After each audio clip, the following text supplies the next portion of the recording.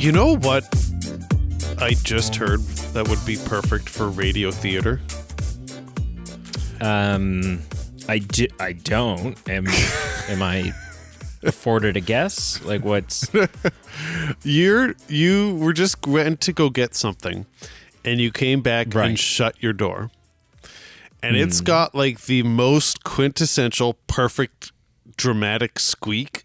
Like if we were doing a Right. radio theater and, you know, the setting was the lights were all off and the main character heard someone coming in through the door, like that would be the squeak you would cue for the audio listeners to be like, oh, something's about to go down and it's not okay.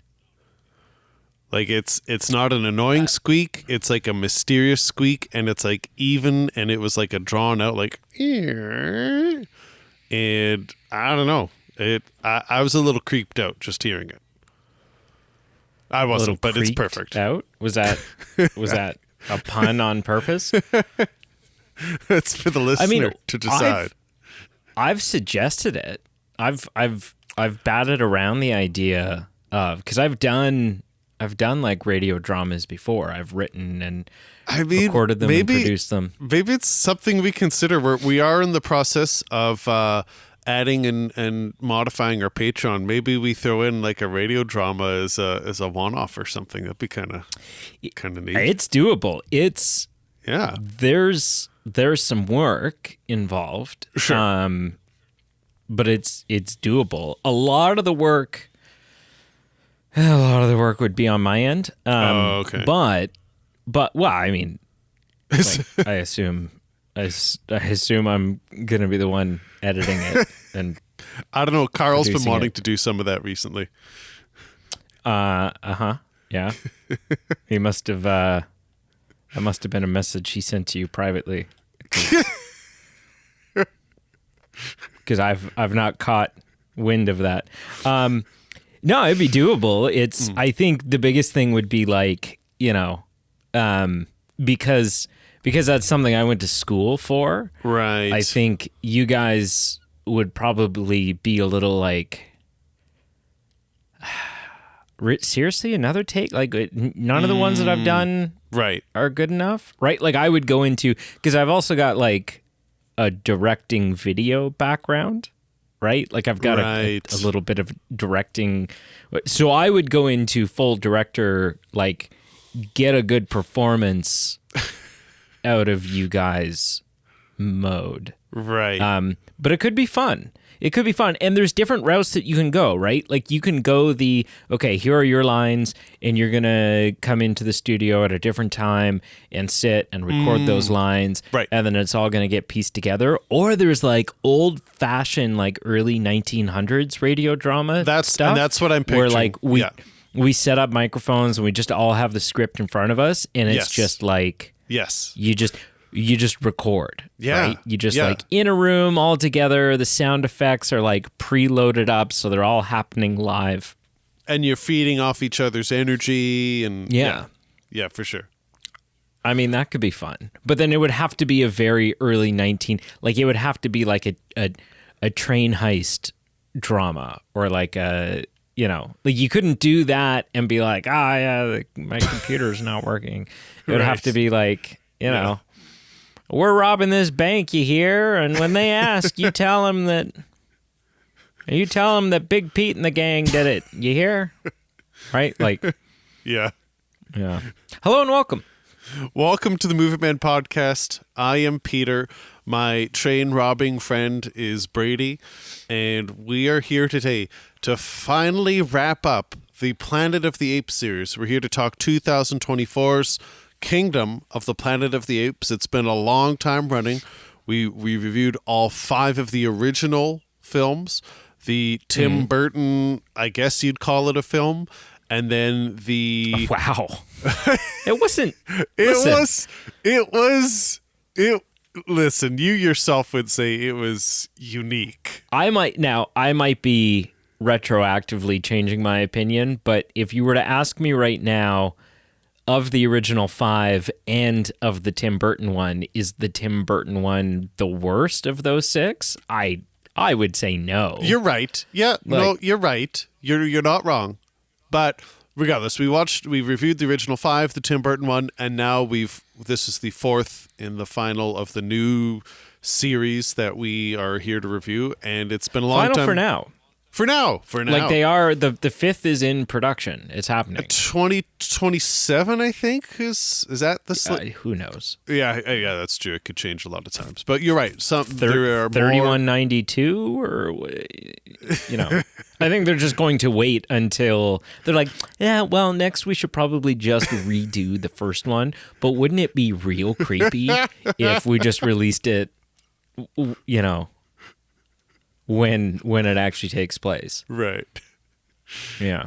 But yeah, your whole you calling me a train robber reminds me of. I'm looking at across from me right now. There's Back to the Future memorabilia. Nice. And it just reminds me of the third Back to the Future, the one that nobody likes but I like. When they're Marty and Doc are commandeering a train because they need a train in order to push the DeLorean up to 88 miles per hour. And they show up on the train and they've got like guns and bandanas over their faces and the train driver, what do you call it's not the conductor, right? Because is it the conductor?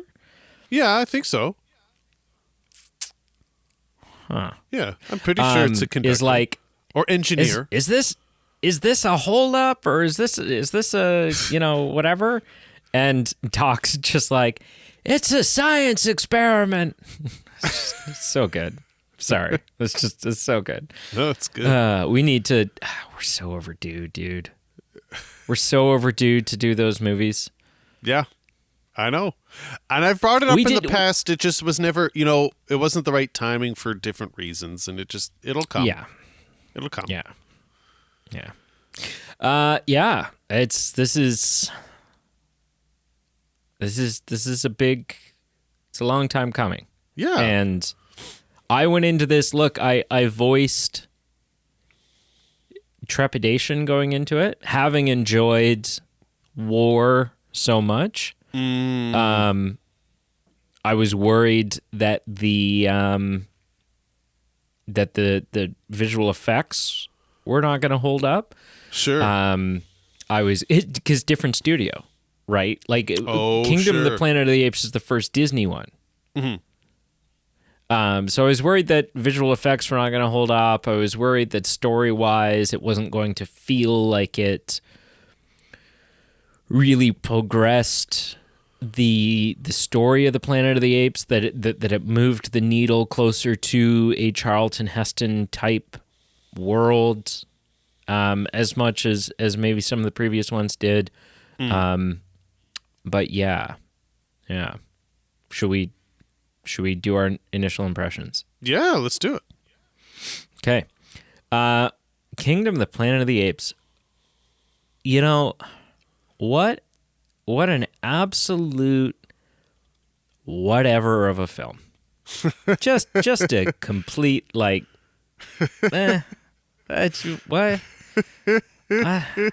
And I've got some. I'm not going to include it in my initial impressions. We'll get into it, but I have some some other films that I can compare it to, sort of some analogies or some metaphors. But it really just is not.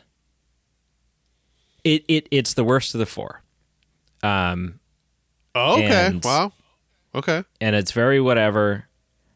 And it's got just enough mysteries or, compelling things, interesting things happening that you're not turning it off per se. But I was never on the edge of my seat. I never felt like I was 100% in. Or really ultimately cared about where this was going to go and what was going to happen. Okay. Not in the same way that you would care when Caesar's colony is all being held captive in a military base, and Caesar doesn't know what he's going to do in order to get them all out. I mean, we kind of essentially, in a much less impactful way, completely rehash that plot point in this film. And I'm just like, okay. I don't know, kill him. Like who cares? So yeah, just a real, and I use that tagline as my initial impression, that it's just a whatever of a film, because that's literally those words, that sentence, that's inspired there, because that sentence popped into my head maybe 40 minutes into the film. Wow. Where I was just like, God, what a just whatever film. Like, just a, and the first, at an hour in, I was like, okay, we're kind of like, we've sort of introduced some things, and now I'm kind of curious, but I still also don't care. The first hour of this film is completely deletable. Completely deletable. And there's so much garbage here. What did you think? Okay. Before I give my initial impressions, I just want to give some lip service or some... When we reviewed War, I was a little rough on it. I gave it a 6 out of 10. I've gone back and I've given it a 7 out of 10. I still don't think it's the best of the series, but just for the record, I wanted to say I did give it into a 7 to make it a good. Just, that's neither here nor there. I'm here to talk about Kingdoms. What inspired that? What inspired that? Because I'm like assuming you didn't sit like, and rewatch. No, and like nothing fundamentally changed. I was just thinking of the elements of that. Me giving it a 6 felt like it's above average, it's above a 5, but it's not quite good. And I thought with War, I think it qualified for a 7, because for me a 7 means that it's still good. I might not rewatch it. It might not be my favorite movie, but it still had some really good elements, and just for all the things that we talked about, it's not my favorite, but it was good. Sure. So I said some things that you stewed on, and we're like, you know what? There's a point there. Yeah, just to a degree. Yeah. Okay. All right. With Kingdom, I would agree with. I think some of the ways you described it are funny. I would agree. It's not my favorite of the new 4, for sure. I don't think it's the worst. I agree. I think it's hilarious the way you said it. Like the first X number minutes, 40 minutes, where you've got this hokey teenager looking for Neopet eggs, whole plot going on. It's deletable to say the least. Like, give us some recognizable skyscrapers, just something fun to make it at least interesting. Now, I will say it really caught my attention partway through the movie, where it got some really interesting tiebacks to narrative and moments and even soundtrack that I'm like, I'm paying attention. This is really fun. This is a real throwback. And then it went back into a real lull. And if it wasn't for the last 10 minutes to really wrap things up and connect things, it would have been a lot worse than it was. The last 10 minutes did this movie a lot of justice for a lot of, as you said, deletable segments that were quite lulls in the storytelling. So, in my initial impression, it's not perfect. Definitely a step down from the Matt Reeves 2 that we just watched. But at the end of the day, it's just still so much better than the 1960s movies we watched. So I'm saying it's not that bad. And to wrap it up, I will say the BattleNets make a comeback. The BattleNets have returned, and they've come for vengeance. Well, so I'm very curious and interested to discuss the end of the film, because I thought the end of the film was just sort of I thought it was the film looking at the viewer and going, I don't know, make what you want. Make what you want of it. Like, I'm not even sure the director knows what the end of the film is supposed to mean. But maybe I've missed something. I'm completely open to that. Well, let's get into that now. Let's start with that then. What do you mean by what you've just said? Well, I'm curious. You tell me how you like. justify your statement. What? Okay. What about the end of I- this film did you feel was, Yeah, so I think leading into prior to the last 10 minutes, I was starting to kind of sharpen the pitchforks, get the torches lit. Because I'm wondering, who is this woman? Where did she come from? What is this one book that can help humans communicate again? And, how does she know so much about this base? What is the significance of this base? I think there could have been a lot more fun if there was some more original tie back, like if this base had been an old subway station, if there had been some really unique way to tie it back to any of the other movies. So that was a missed opportunity. But I feel like we get enough answer to go, okay, she's from another colony of humans. They are alive. It's a piece of technology to help them literally communicate. It's not that it's written word to help them read again, is what I was assuming it was going to be, some type of Rosetta Stone or something, but it's truly like a piece of technology to help them talk and communicate again. So there was enough of that wrapping up of where she's from, why she was getting what she's getting, and how that's going to help things move forward. And even just some subtle nuances of her talking to the ape at the end, but still clasping onto a gun behind her back. So there's trust, but there's not trust. And it's this real fine edge that they're kind of balancing across. So I feel like the last 10 minutes, it didn't perfectly wrap things up for me, but it really wrapped it up enough to go, okay, some of the things we sat through were worth it. I mean, there's a real misdirect there, though, I feel like, on the film's part, right? Because How so? Because when May is talking to Noah about why she needs into the vault, she says humans lost their ability to speak. And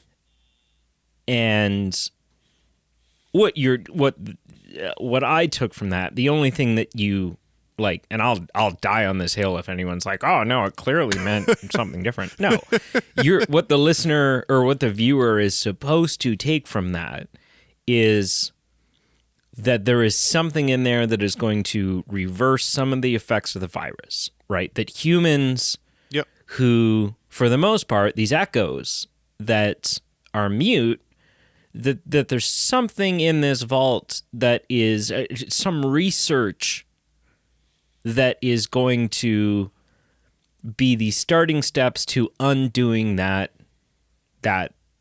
setback, right? That people are going to regain speech. What it actually ends up being, she Obi-Wan Kenobi certain point of views them. And what she's actually saying is like, look, we've lost the ability to speak to other existing colonies who already have the ability to speak. Yeah, that are just too far for us to speak in person. We've lost each other's phone numbers. We haven't called in a long time. Yeah. And we're too stupid to get up there and manually move the dish. We need this device that I guess is the part of the computer system that moves the dishes, because that's all that happened. She plugs it in and the dishes go and all of a sudden we're live. It's Saturday night. And so I just thought that was like, oh, okay, so that's inconsequential, because it was interesting that, like, I went into it going like, is this going to move the needle further towards the Charlton Heston one? And just for the record, I think it does. We'll get into that. I was intrigued by the notion that there may be aspects of this film. There may be, like, I assumed there were moments while watching this film where I just assumed, well, she's not going to be successful, right? She's not going to get what she's after because she can't, right? There can't be a victory for the humans because we need to get even further away from civilization and from the days of yesterday than we are right now. So obviously she doesn't. And then I thought, well, but what if she does? How interesting would this be? And I was very intrigued by the idea that maybe it does move the needle, but it actually moves the needle in the opposite direction. Right? Huh. What an interesting new direction to take this. Where they're like, hey, you know what? No, this is completely our own thing. This is not Charlton Heston's Planet of the Apes. This is not that original series. We're going to subvert your expectations of what happens and where this goes. We're actually going to move the needle back, and we're going to start giving some intelligence back to the humans. And I was like, what an interesting idea. I don't know if it's the right idea. I don't know if it's the right choice, but I'm intrigued. And that all turned out to be a total misdirect. And it was just like, hey, there's still some survivors out there, which I also don't know. Like, from the time that like from the time of the first film, is it fair to say that this is like, it's like 200 years? Ish. It's hard to know, but ish, yeah. And so I don't know. I don't know that I buy that 200 years later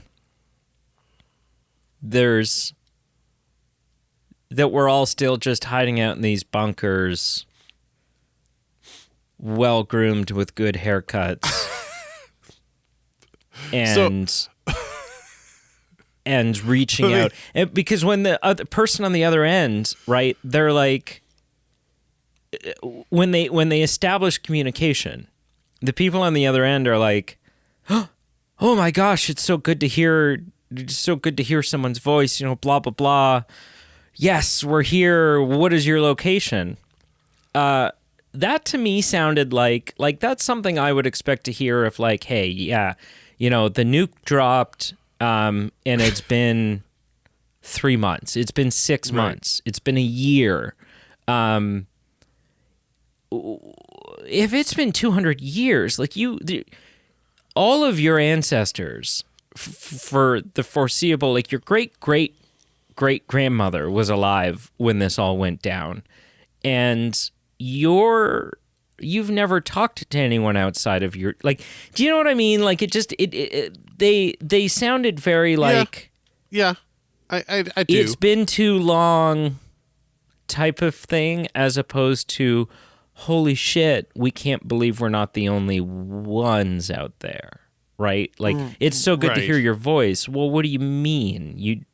You after 200 years, why are you sitting at the radio? Why are you right? Like, what a weird existence that for 200 years we haven't heard tell of any other, because we've been hiding in this bunker, not leaving this bunker because we're afraid of the virus that's out there. Yeah. But all right, Tim, sit at the radio, because you never know. Listen, if there's one thing you learn from Titanic is you always keep someone at the helm of the radio or the wireless, just in case. I guess it just seemed bizarre to me.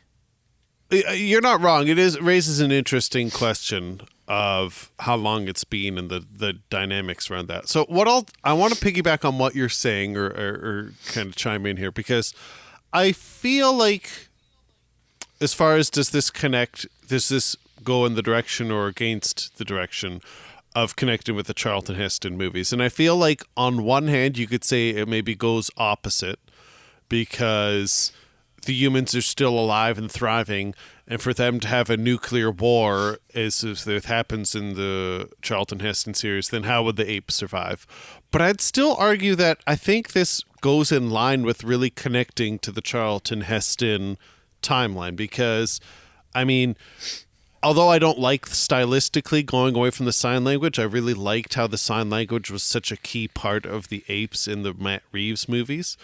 But in this movie, we are closer to, like, there is very little sign language. The majority of ape communication is verbal word. So that's in line with Charlton Heston's canon.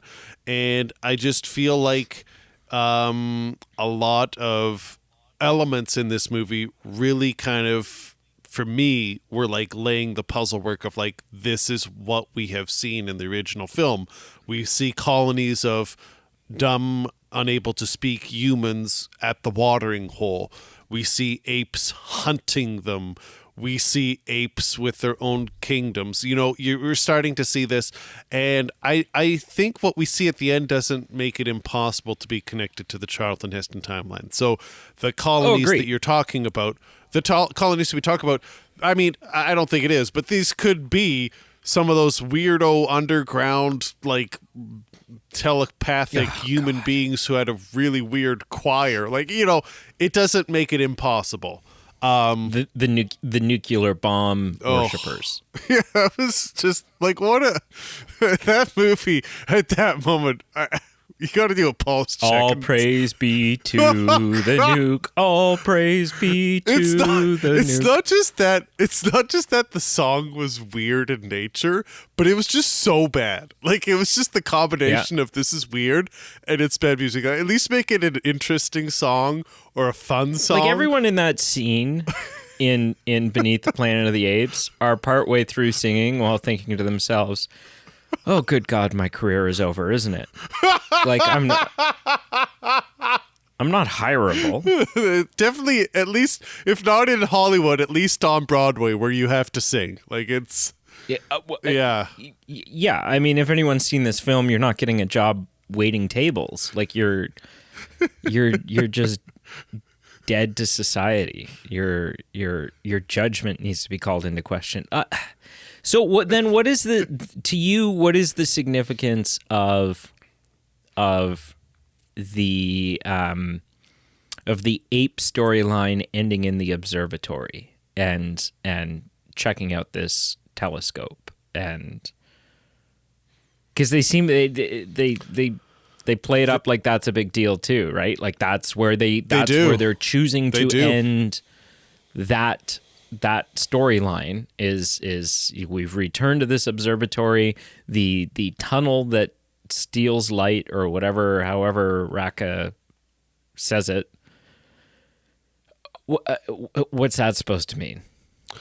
I don't know. I don't know, I guess would be my answer. I don't know if there's anything to be derived from it, like of specific significance, or if it's just, I viewed it as just, we see the moment of our chick plugging in her like you said, that piece of technology that was kind of a throw off of what we thought she was looking for. But we see the humans plugging that into the computer. We see their satellite towers moving, and then now we see the apes also using a old microscope or telescope and having curiosity beyond the stars. So for me, I just viewed it as, hey, you have kind of this arms race now of both species kind of clicking into potential.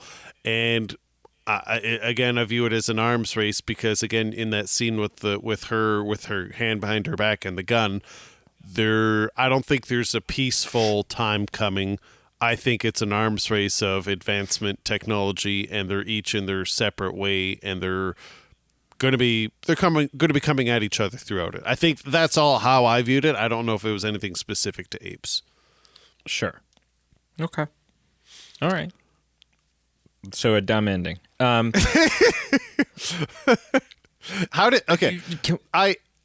did you view? Because historically, we've had a lot more star-studded casts. We've had more well-known actors. We've had Woody Harrelson. We've had Gary Oldman. You know, each movie there's been a lot of stars, and the carry-through of Andy Serkis. So obviously this time, for me, less notable names. I thought there was still, Kevin Durant. You know, there's some notability, and I thought there was some good acting in this. I thought Raka was funny. in his role. I laughed out loud with him saying Caesar will forgive me in the context of clubbing a human being.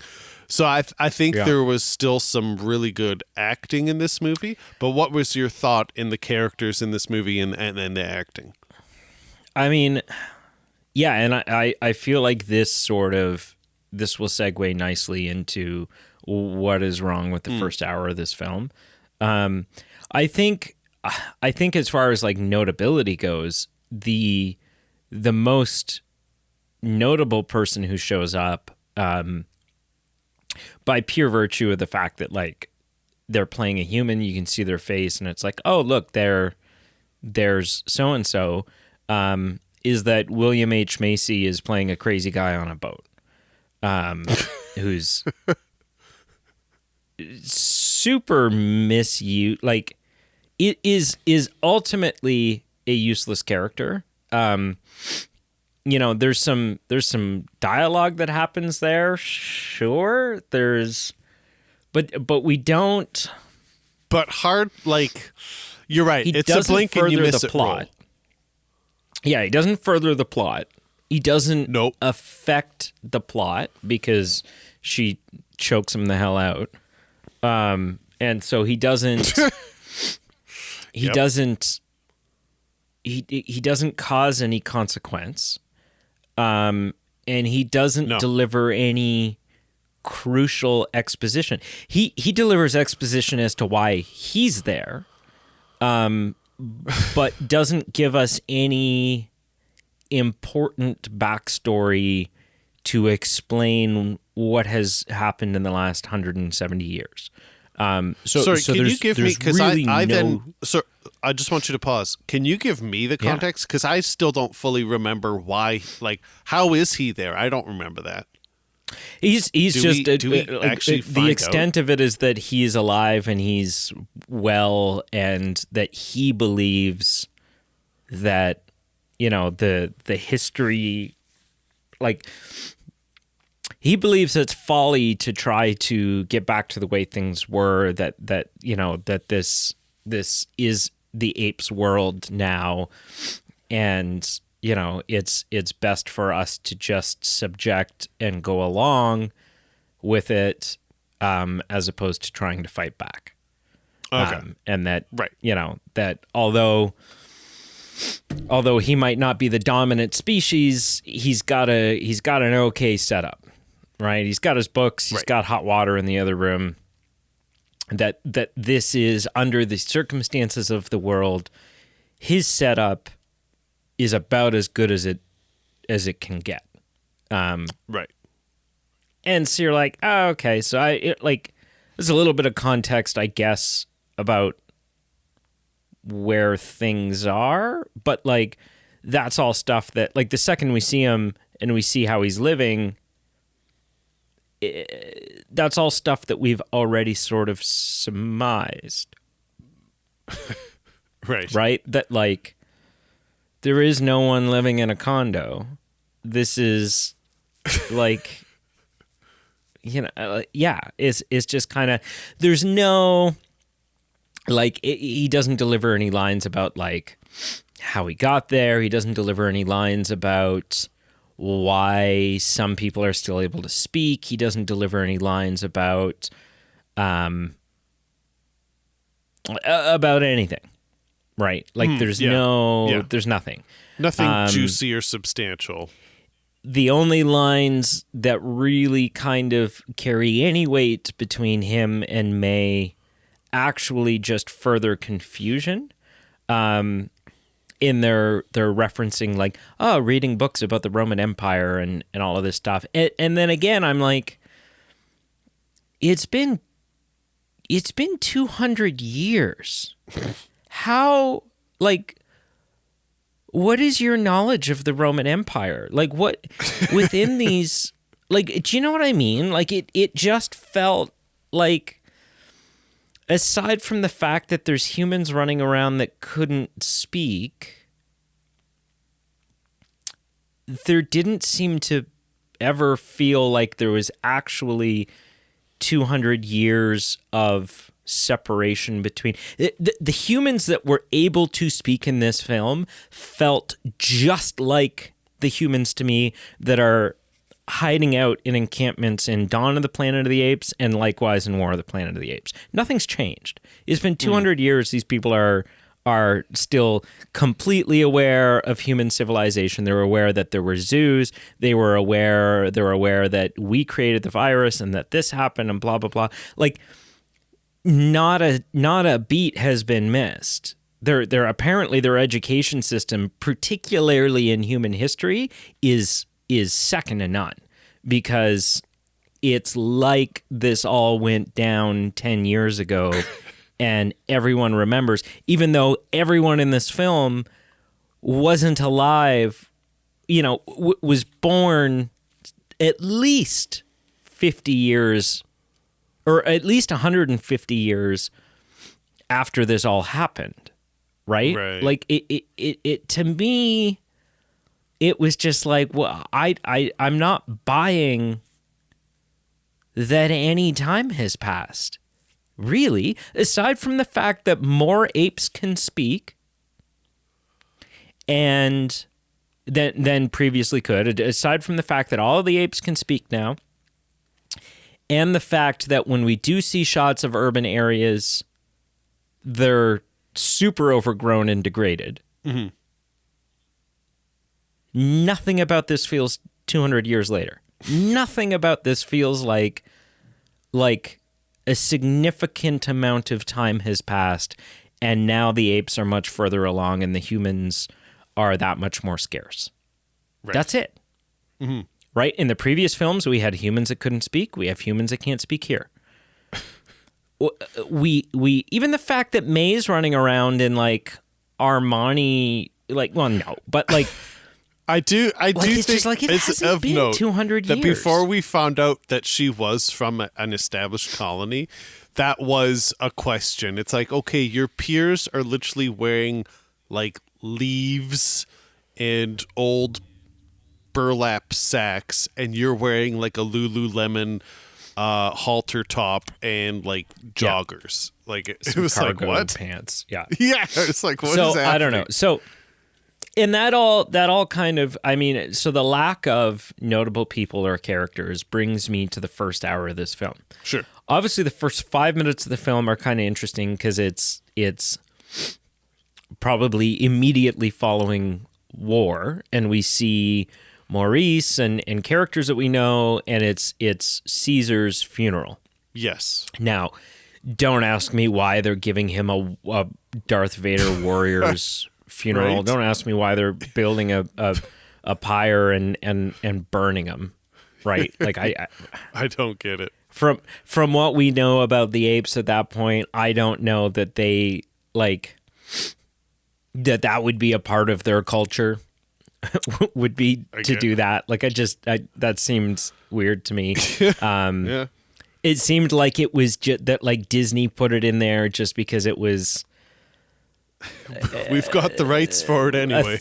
A thing to look at, right? Like that it was oh yeah, that'll be that's an idea. That's something we could do, as opposed to being like, does it make sense? Is that a logical leap? I would liken the first hour of this film to, and maybe not exclusively the first hour of the film, the whole film in general, but especially the first hour of this film. It's like a much worse version of Force Awakens, in that, the trilogy is done. And so let's have a Disney project where we introduce a whole new cast, right? Some time has passed. We're going to have a whole new cast of characters that we're going to introduce you to, and a new threat and new issues. And yeah, we're going to introduce the new story to you now. We're going to kick off the new trilogy. Where this film suffers is that, at least with The Force Awakens, you had the Millennium Falcon. You had Han Solo. you had Leia, you had R2D2 and C3PO and Chewbacca, and then even a little bit to wink and gyrate his hips a little bit at the camera at the very end, you had Luke. This film's got none of that, right? Like, you have Maurice looking real sad for 5 minutes at the beginning, and flambéed Caesar, and that's it, right? The only thing that you have in the rest of the film is being able to name drop Caesar.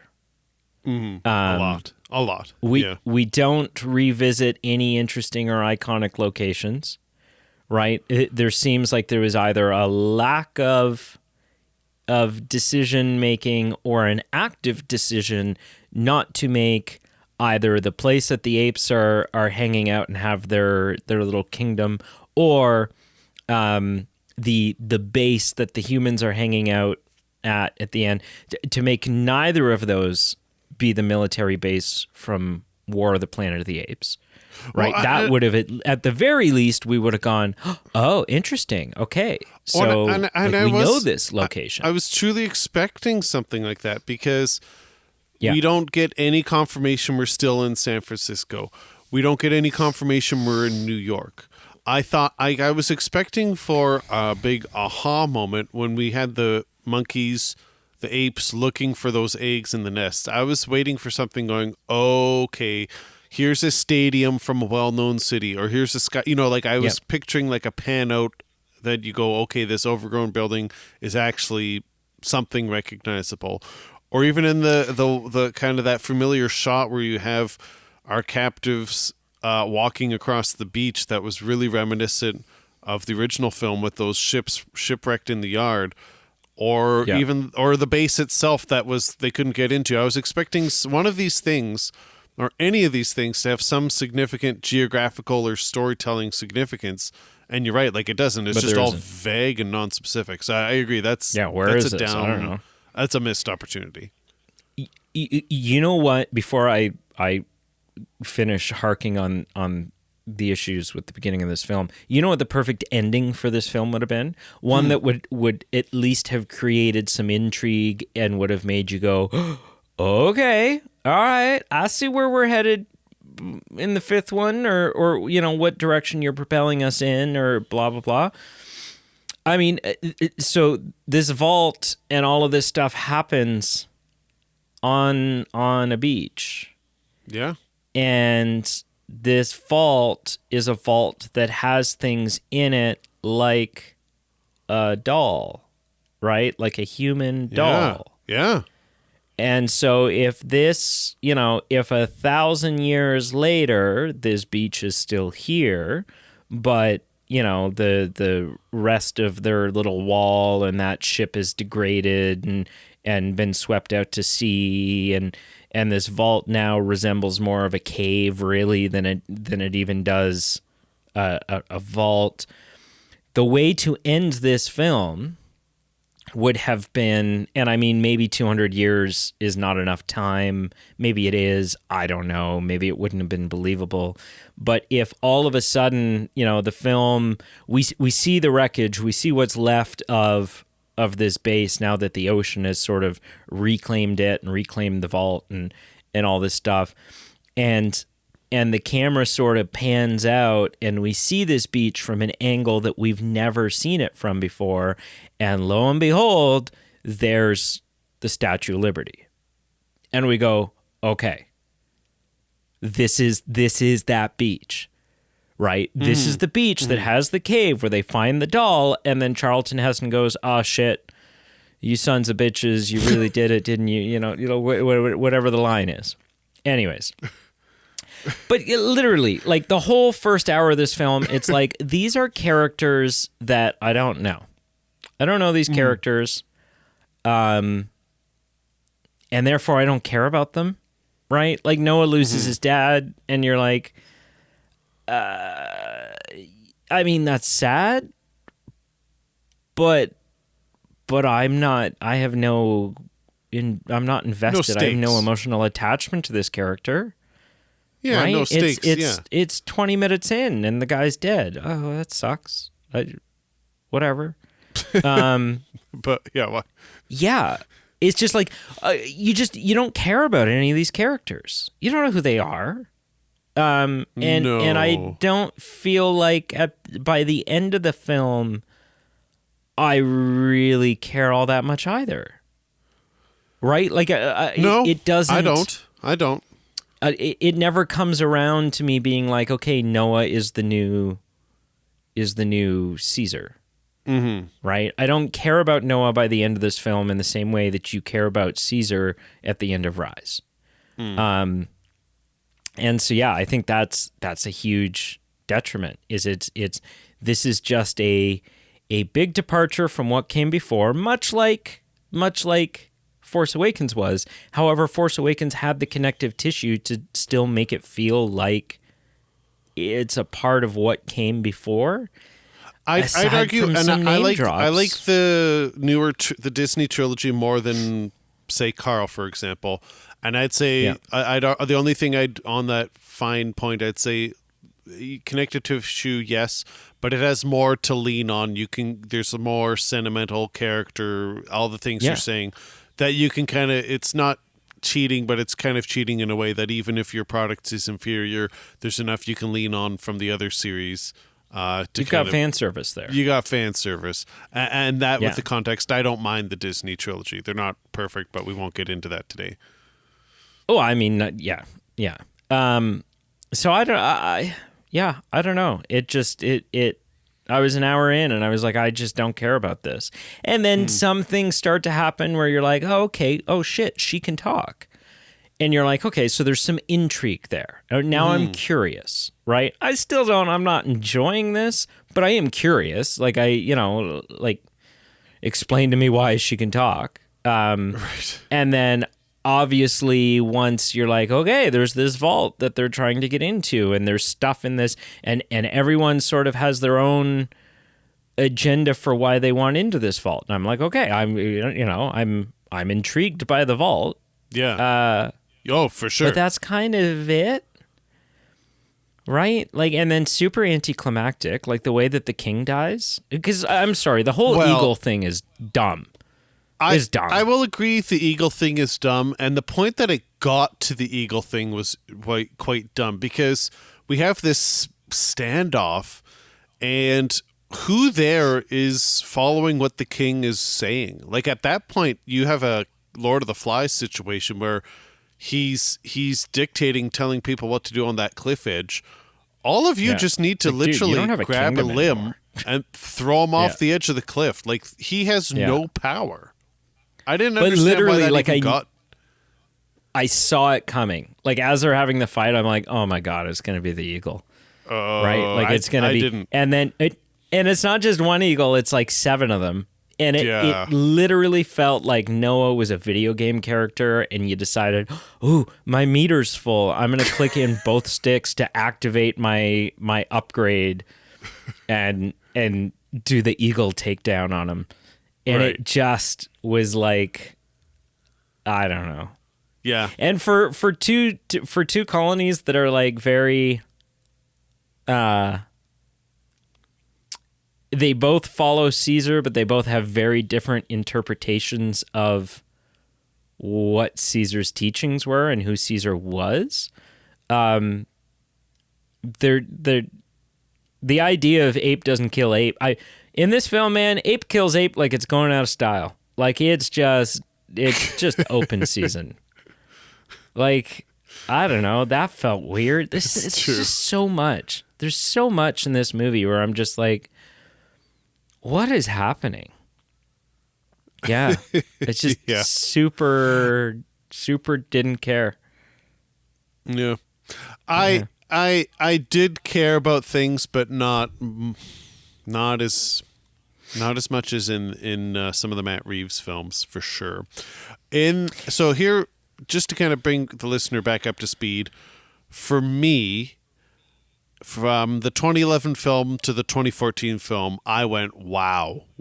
From the motion capture, CGI perspective, there was a night and day difference.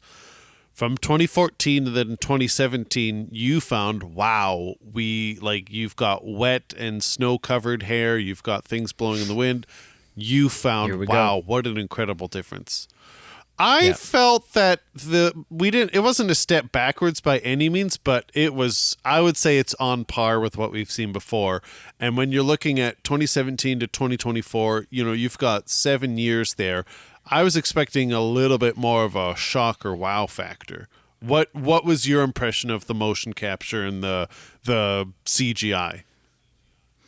I think the visual effects in this film are absolutely incredible if it's 2010. Oh man! Whoa, that bad? Holy crow! I no, like wow. Insanely good if it's 2010. Like better than 2010. But that's still 15 years ago.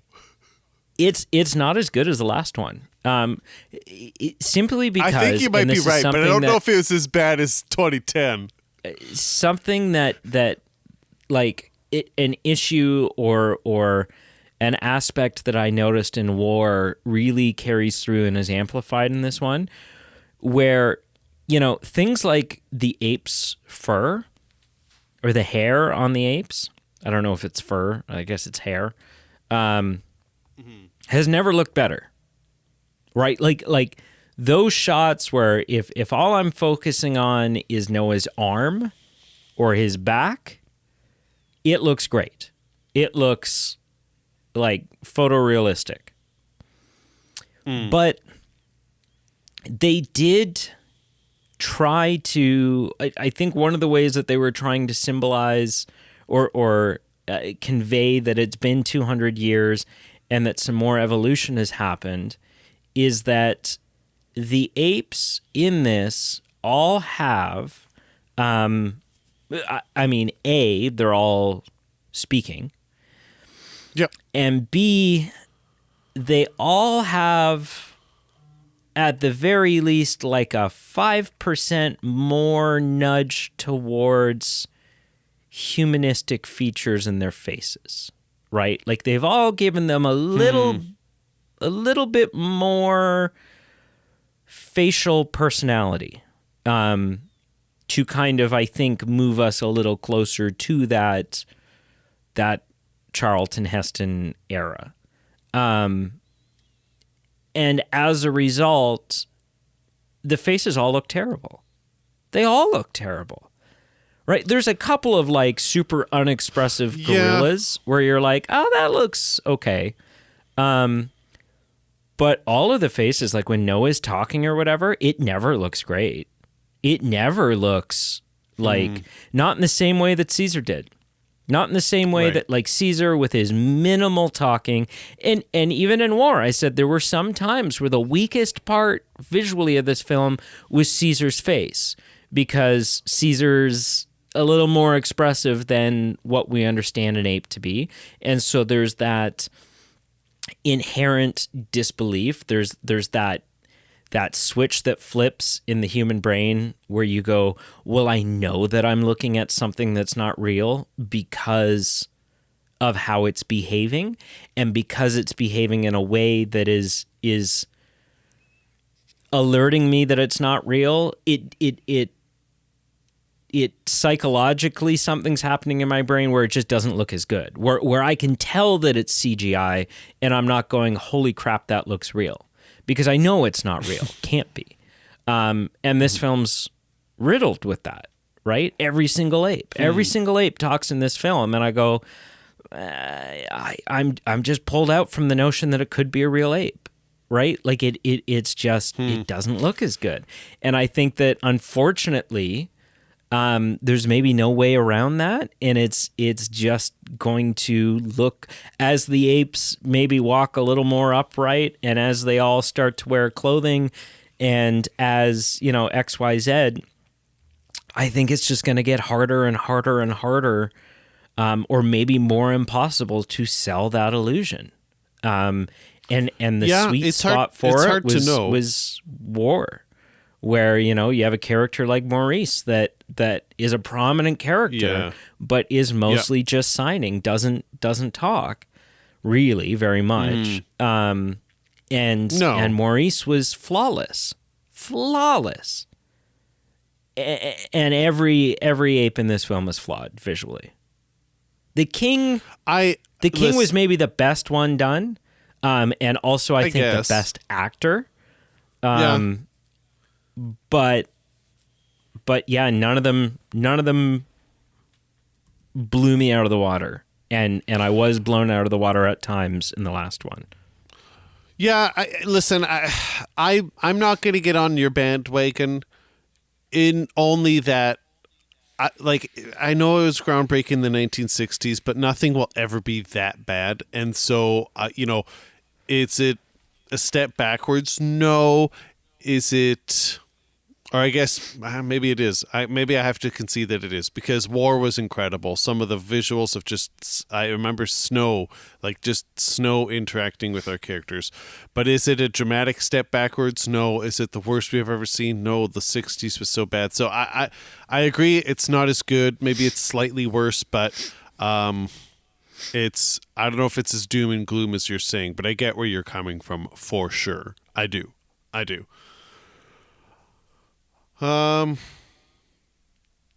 Yeah, and we kind of alluded to this before, but I do miss Andy Serkis. He was just so good, and I do miss his presence. And it is what it is. Well, and there was a way around that. There was a way to have him, like the film makes zero attempts. Like it kind of just ignores everything that came before, right? Like Caesar leaves a son behind. Yeah. Where's Caesar's descendants? It's literally, right? and he was never seen again. Like truly. Yeah. And then the next winter, Cornelius died from the cold. Right? Like there was no dysentery. Yeah, or like Cornelius lived to a very old age, but was a dick, so couldn't find anyone willing to mate with him. Like there was no attempt at. Do you know what I mean? Like you could have done Caesar's great grandson or something, and change the visuals of him a little bit, make him look a little bit different than Caesar did, but you could have Andy Serkis play that character. I guess. I don't even know if you need to do that. Like, you could have him play ape number 4. I guess I'm just saying, if you're so objected to having a descendant of Caesar there for story reasons, which I don't think is a problem, but if it is a problem, honestly, just have him motion capture as any of the other apes. For me. Yeah. Yeah. But yeah, so that was weird to me at the very least. And one of my notes is that there's no attempt to the closest that we get to what happened to Nova is wow, now we call all the women Nova. Okay. I mean, I guess that makes sense, right? Yeah. And it's sort of an interesting commentary on how traditions and stuff like that are born. But there was just no so that what happened, right? Food got scarce and they ate her? Yeah, there was nothing about that, nothing about Cornelius's descendants or Caesar's descendants. It was just yeah. It was just kind of bizarre. Where else would you like to go before we rank this puppy? Is there anything that we've missed? Eagles were dumb. The Eagles are coming. The plot was kind of uninspired.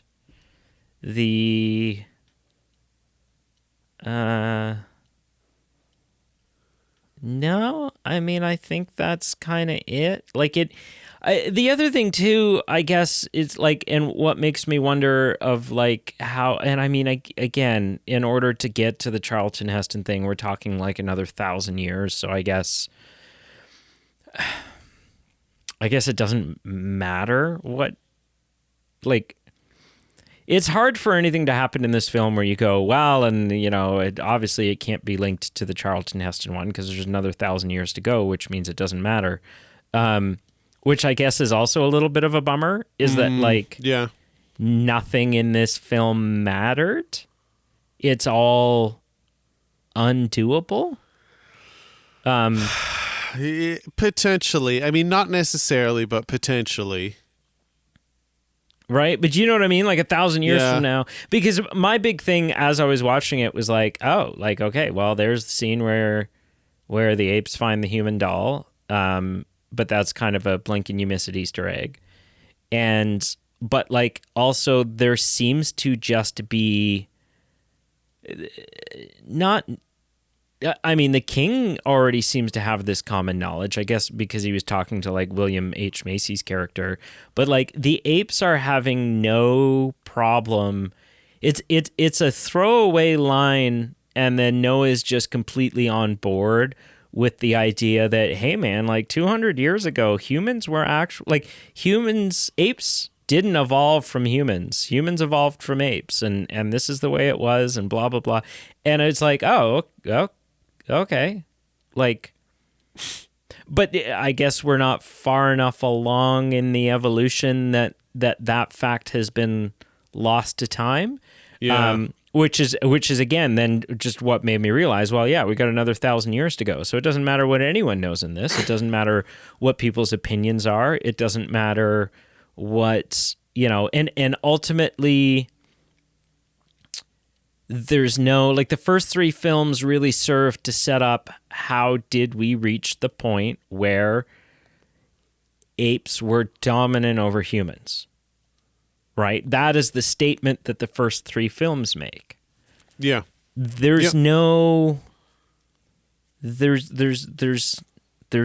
like that in this one.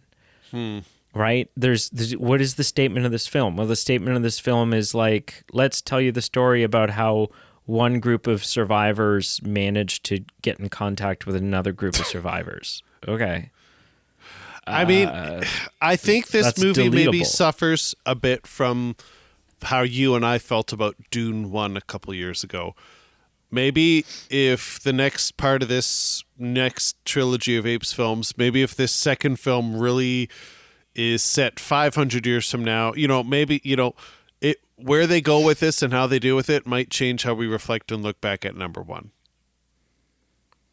It's possible. Yeah. It's possible. Sure. Yeah.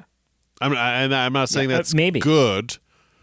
Yeah, the second one might make me like this one better. Yeah. Or the fifth one, or however you want to. The second one in this new trilogy. Yeah. But yeah, that shouldn't be the case, right? It shouldn't. No. This movie should be able to stand on its own. Yep. You're right. I don't know that it does. It should. Yeah. I just don't. I don't know that it does. Yeah. You ready to score this? I think so. All right. So on a scale of 0 to 10, how would you rate this movie? I gave this the same that I gave the previous film. I gave this a 7 out of 10. It's not the worst. It's not the best in the series. I still think now that we've seen them all, the best for me was still Dawn, the 2014 film. But this film, it got to it in different ways than War did. It got to it in different ways, but it still was so much better than some of the films we watched from the 60s. For me, it was still better than the 2001 film that we watched. It wasn't a miserable watch. I watch it, I'm chatting with you. There's some unconnected dots. There's some things that definitely could have been done better. It really started to thread the needle in the middle with connections to the 1960s movies with soundtracks and things of that nature that I thought, here we go, we're really going to tie in. And it didn't. And at the end of the day, it was a missed opportunity, but was it bad? No. I still enjoyed the color palette. I thought it was such a bright, vibrant movie. The visuals weren't distractingly bad for me. Yeah, I agree they're not as good, but they weren't distractingly bad. And at the end of the day, it wasn't a miserable watch, and I'm still intrigued for the next movie. When it comes out, I'm going to be intrigued to new release it with you and see where they go with this and how that changes my perspective of it. So I gave it a 7 out of 10. I'm assuming that's probably higher than what you're giving it, but what did you give it out of 10? I'm giving it a 4.9. Oh wow, so below. Okay. Well, I was thinking about giving it a 5, because 5 is sort of the whatever, right? And sure. And that's a term that I've used to describe the film a couple of times, is that it's just kind of whatever. I don't know, watch it or don't. I don't care. However, I have to bump it. I have to just ever so slightly bump it lower, because you can't look at it in a vacuum. You do have to look at it as the anticipated follow-up to what has come before. And it doesn't do those justice. It doesn't serve the films that have come before in any way, or feel like a continuation of that story. It feels like something that's sort of off in its own world, poorly done, but makes a point of occasionally referencing the titular character of the first, or the main protagonist of the first trilogy. And so it's like, yeah, it just feels like a letdown based on what it's a follow-up to. I will say, as far as you saying a letdown, if you put it in the context of, we're reviewing it now because we wanted to watch the whole series in completeness. If we had altered our schedule or binge watched all, 8 movies in a week just to watch this in theaters, I think I would have been a bit disappointed, as far as, there could have been a lot more awe factor if they had played some cards a bit better. Yeah, and I mean, I tried to, while watching it, I was putting myself in the mindset of like, okay, if I had watched this in the theater, would this have been a better experience? Because there are films like that, right? Like absolutely. I went and saw Gravity in the theater when it was first in 3D, blah blah blah, and it was spectacular, right? Like, it was a theatrical experience. And then sometime later, I watched it on a TV at home. I was like, oh man, like Gravity's on Netflix or whatever, and I watched it again, and I was like, nothing happens in this movie, eh? Yeah. Like, without the big spectacle of the imagery on this giant screen in 3D and feeling like you're pulled into the hopelessness of space, nothing happens. Like, this is a nothing movie. And so I did ask myself during it, would I be more sucked in if this was on a big screen?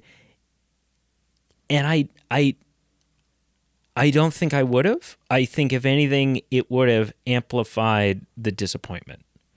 Right. It would have felt like, well, I paid for the popcorn, and I paid for the theater seats, and I paid for the, and here I am, and Pete's sitting next to me, and we're so excited for, like, I think, if anything, watching it on Disney Plus, which, doesn't mean I didn't pay for it, but I kind of didn't. Do you know what I mean? Like, oh yeah, it's not the reason I'm paying for Disney Plus. No, it's the fact that it was essentially a free experience maybe helped it a little, right? Yeah. Made me feel a little less like, okay, well, screw you. The stakes weren't as high.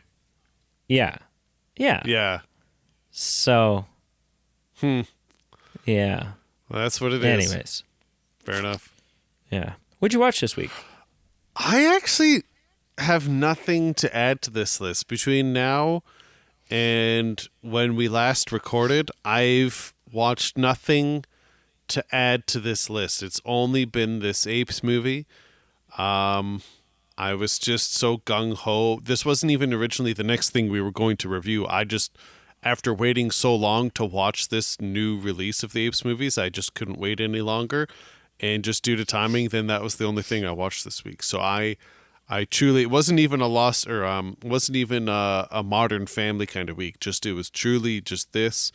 And I'll get back at it next week when we talk about what we watched. I've got a couple things on my docket that I'm intrigued to, that have been on my rewatch list or my watch list for a bit. So to be continued next week when I've hopefully watched something more. What did you watch this week? Well, similarly, Carl and I recorded an episode last night, and I spilled the beans there, so I don't have anything fresh to. I kind of get done dirty because, like, I have to report to two different people, and so it's like, well, I already. I don't want to be redundant for the listener, so I don't have anything either. What a boring segment. Wrap it up, sir. Okay. Well, thank you so much for joining us, whether this is the 10th movie of the Apes series that you've joined us for, or the first, whether you've been a longtime listener or a new person joining us, thank you so much for joining us. Like, follow, subscribe on all our socials. Check out our Patreon page, our merchandise page. The links are below. It's ways for you to help support the show and us for you to give some perks back. We're in the process of revamping our Patreon tiers and perks. We will have more news coming on that in the coming weeks. But until then, it's likely already revamped by the time this by the time you're hearing this. But it just kind of with the recording schedules and blah blah blah. Yeah. It's basically by the time this is airing, it should be kind of in the works and a done deal. And regardless, stay tuned, check out those links, and stay tuned for more votes, and stay tuned for more episodes, and we'll talk to you soon. And until next time, Caesar would forgive me for, I don't know what he would forgive me for, but he might. What a wonderful day. Forgive me for something.